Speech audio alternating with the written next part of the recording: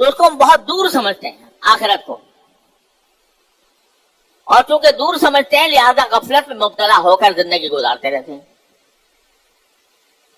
بابر بعیش کو اس کے عالم دوبارہ نیز، یہ شیطان یہ سبق پڑھاتا ہے کہ ابھی تو بہت تیری عمر پڑی ہے، ابھی تجھے اتنا متقی پرہیزگار ہونے کی کیا ضرورت ہے، ابھی تو اللہ والا بنے گا، پہلے اپنا دنیا کی زندگی کا سامان تو ٹھیک ٹھاک کر لے، اس میں عیش کی زندگی گزار لے۔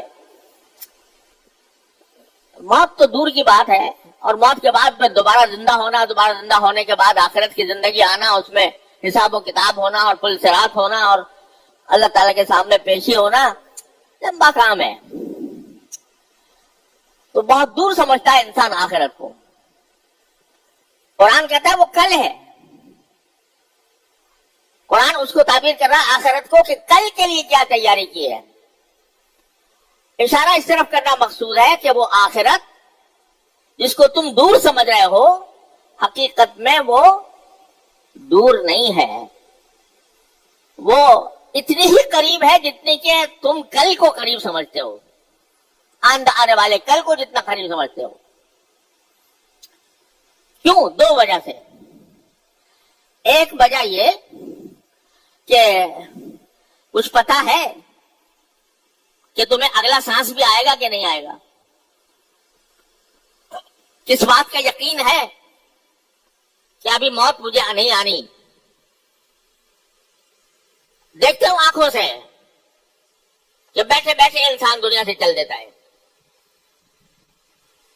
کتنے واقعات تمہارے آنکھوں کے سامنے آتے ہیں۔ ابھی پچھلے ہفتے میں کئی واقعات ایسے ہمارے سامنے آئے، نوجوان آدمی اور کوئی تکلیف نہیں، کوئی بیماری نہیں، لیکن اچانک دل کا حملہ ہوا، ختم ہو گیا۔ تو ایک تو اس لیے اس کو دور نہ سمجھو، اس لیے کہ وہ کسی بھی وقت آ سکتی ہے، کسی کے پاس کوئی گارنٹی نہیں ہے کہ کب اس کی موت آ جائے گی اور کب وہ آخرت کے عالم میں پہنچ جائے گا۔ ایک وجہ تو یہ۔ دوسری وجہ یہ ہے کہ اگر تمہاری عمر 100 سال ہو جائے، 150 سال ہو جائے، تب بھی جب آخرت میں پہنچو گے تو قرآن کہتا ہے تمہیں ایسا محسوس ہوگا کَأَلَّمْ يَلْبَثُوا إِلَّا سَاعَةً مِّن نَّهَارٍ، اور دوسری جگہ پر عَشِيَّةً أَوْ ضُحَاهَا، یعنی وہاں جانے کے بعد تمہیں ساری اپنی زندگی، دنیا کی ساری زندگی ایسا لگے گا جیسے 1 گھنٹے میں گزر، 1 ساعت میں گزر گئی، جیسے ایک صبح تھی یا ایک شام تھی، بس اس سے زیادہ تمہیں معلوم نہیں ہوگی۔ تم جس چیز کو دور سمجھ رہے ہو وہ حقیقت میں دور نہیں ہے، کسی بھی وقت آ سکتی ہے، اور جب آئے گی تو پتہ لگے گا کہ وہ چند لمحوں کا کھیل تھا۔ يَرَوْنَهُ بَعِيدًا وَنَرَاهُ قَرِيبًا، قرآن کہتا ہے لوگ اس کو دور سمجھتے ہیں، ہم جانتے ہیں کہ وہ قریب ہے۔ لہذا جب قرآن یہ کہہ رہا ہے کل کے لیے تیاری کرو، یہ دیکھو کہ کل کے لیے میں نے کیا چیز آگے بھیجی ہے، یعنی کون سے اعمال میں نے بھیجے ہیں جو میرے نام اعمال میں جا کر آخرت میں میری نجات کا ذریعہ بنیں گے اور میری خوشحالی کا ذریعہ بنیں گے، اس کو ہر وقت دیکھتے رہو۔ بل تنظر نفس ما قدمت لغد، یہ الفاظ قرآن کریم نے استعمال فرمائے کہ کل کے لیے تیاری کرو، اور کل سے مراد آخرت۔ تیاری کل کے لیے کس طرح کرو، اس کا ایک بہترین نسخہ نبی کریم سرور دو عالم صلی اللہ علیہ وسلم نے ایک حدیث میں ارشاد فرمایا۔ رسول کریم صلی اللہ علیہ وسلم کا ارشاد ہے کہ اغتنم خمسا قبل خمس، عجیب نبوت کے نور جس سے جھلک رہا ہے وہ الفاظ ہیں کہ 5 چیزوں کو 5 چیزوں سے پہلے غنیمت سمجھو، یعنی 5 چیزیں تمہیں بتا رہا ہوں، ان کو غنیمت سمجھو قبل اس کے کہ اس کے مقابل دوسری 5 چیزیں آ جائیں. کیا ہے وہ؟ فرمایا شباب کا قبل حرامک. اپنی جوانی کو غنیمت سمجھو بڑھاپا آنے سے پہلے. ابھی جوان ہو، جوانی کی حالت میں طاقت ہے، قوت ہے، کام کرنے کا اللہ تعالیٰ نے موقع عطا فرمایا ہے، لیکن انسان غفلت میں پڑا رہتا ہے کہ بھئی ابھی تو میں جوان ہوں، لہذا مجھے کچھ اتنی زیادہ فکر کی ضرورت نہیں ہے، ابھی تو میری عمر بہت بڑی ہے اور بڑھاپا آئے گا تو اس وقت دیکھے جائے گا. جوانی کو آدمی غفلت میں گزار دیتا ہے، اور غفلت میں گزارنے کی بنا پر وہ سامان تیار نہیں کرتا جو آخرت میں انسان کی خوشحالی کے لیے ضروری ہے.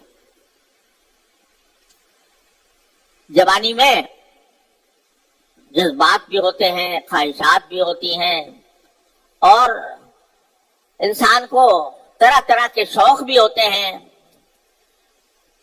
نبی کریم صلی اللہ علیہ وسلم کا منشا یہ نہیں ہے کہ جوانی کے جو جائز شوق ہیں ان پر کوئی پابندی لگائے.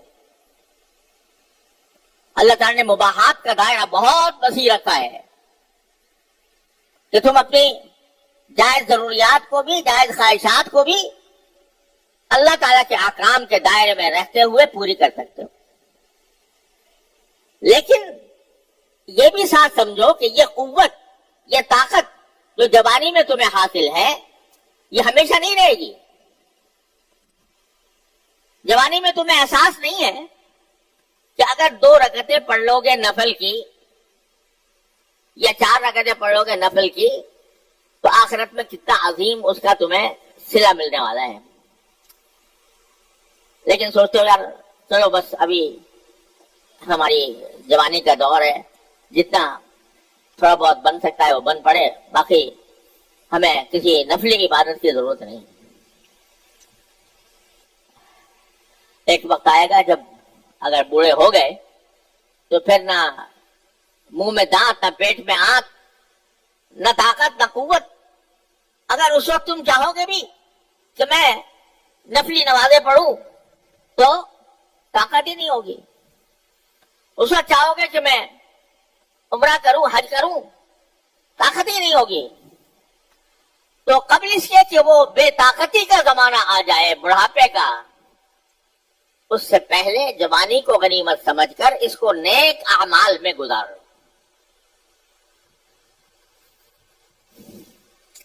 اگر نماز کے پابند نہیں ہو، نماز کے پابند ہو جاؤ. اگر جماعت کے پابند نہیں ہو، جماعت کے پابند ہو جاؤ. اگر اللہ تبارک و تعالیٰ کے حکم کی اطاعت میں روزے نہیں رکھتے، اس کی روزے کی احکام کو نظر انداز کرتے ہو، تو جوانی کی طاقت سے اس روزے کا فریضہ ادا کرو.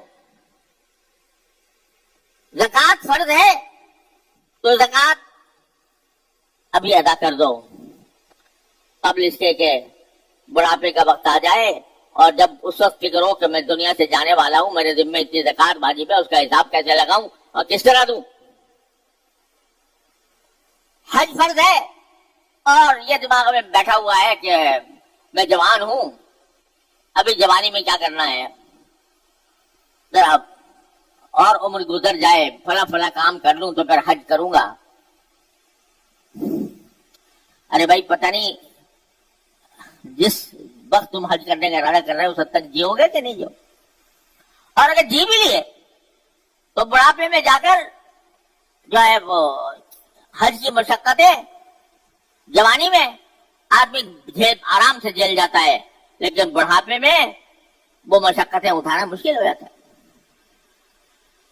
تو رسول کریم صلی اللہ علیہ وسلم فرما رہے ہیں کہ جوانی کو غنیمت سمجھو بڑھاپے سے پہلے.